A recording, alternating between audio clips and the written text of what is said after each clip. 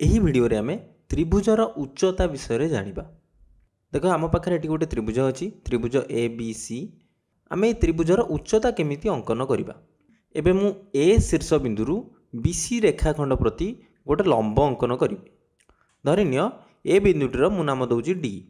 एबे आम जो रेखाखंड अंकन कले ए डी एवं बी सी रेखाखंड जो कोण बनाऊँ से कोणर परिमाण कौन हम 90 डिग्री। बुझीपार एबे एडी को आमे कौन कहि परिबा एडी हम गोटे उच्चता कहार त्रिभुज ए बी सी रो। एबे कुह कौन से त्रिभुजर आमे केतोटी उच्चता बनै परिबा। देख ए बिंदुरु प्रथमे मु बी सी प्रति गोटे लंब अंकन कली एवं एडी पाइली ये गोटे उच्चता। सेमिति एबे मु बी बिंदुरु एसी प्रति गोटे लंब अंकन करी एवं मु पाइबी आउ गोटे उच्चता। देख बी बिंदुरु गला एसी को छुईला एबे बीई भी गोटे उच्चता। बुझीपार कारण ए बीई एवं एसी माने केउ कोण बनाउछंती कोणर परिमाण हम 90 डिग्री। सेमिति मु एबे सी बिंदुरु ए बी प्रति लंब अंकन करी एवं पाइबी आउ गोटे उच्चता। एबे देख मु सी बिंदुरु ए बी प्रति गोटे लंब अंकन कली एवं ए बिंदुर मु नाम दउची एफ एवं ए कोणटी कोण हम 90 डिग्री। बुझीपार तेणु आम कौन कौन उच्चता पाइले गोटे डी गोटे बीई आ गोटे सी एफ। एबे उच्चता कौन आम जानिले उच्चता कौन कौन सी शीर्ष बिंदुरु तार सम्मुखीन बाहु प्रति आम जदि लंब अंकन करवा से लंबटी को आम कहीपर से त्रिभुजर गोटे उच्चता। एवं त्रिभुजर केतोटी उच्चता बाहर करिपरिबा 3टी उच्चता बाहर करिपरिबा। एवं आउ गोटे कथा भी आम जानिले एठी ए त्रिभुजर लंब गुड़िक सब कौन एक बिंदुगामी। देख से माने गोटे बिंदुरे परस्पर को छेद करिसेंती ए बिंदुरे छेद करिसेंती। बुझीपार एबे पिला माने देख मो पाखरे एठी 3टी त्रिभुज अछि गोटे सूक्ष्मकोणी त्रिभुज गोटे स्थूलकोणी त्रिभुज एवं आउ गोटे समकोणी त्रिभुज। एबे आमे देखिबा सबु त्रिभुजरे केमिति आमे लंब अंकन करि परिबा। प्रथमे मु एबीसी त्रिभुजरे ए बिंदुरु बीसी प्रति लंब अंकन करिबी। देख ये गोटे लंब अंकन होला। सेमिति बी बिंदुरु मु एबे एसी प्रति लंब अंकन करिबी। तापरे मु सी बिंदुरु एबी प्रति लंब अंकन करिबी। एबे मु 3टी उच्चता पाइली गोटे कौन मुझे देवी बिंदुर नाम डी ए बिंदुर नाम देवी ई एवं ए बिंदुर नाम देवी एफ। कौन कौन उच्चता आम पाइले ए डी बीई एवं सी एफ।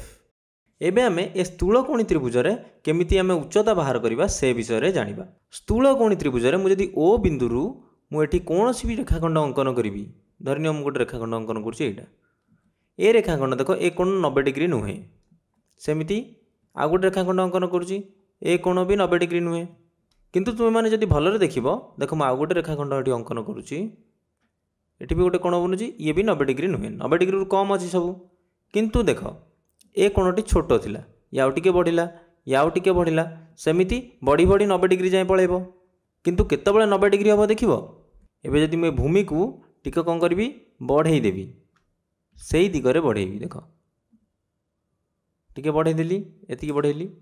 एबे ओ बिंदुरु मु कौन करी लंब अंकन करी ए भूमि प्रति यही कोणटर परिमाण है केते 90 डिग्री। किंतु आमे त्रिभुज तो नहीं एम एन ओ तेणु ए स्थूलकोणी त्रिभुजरे आमे गोटे उच्चता पाइले किंतु ए उच्चताटा त्रिभुजर बाहर रहिला।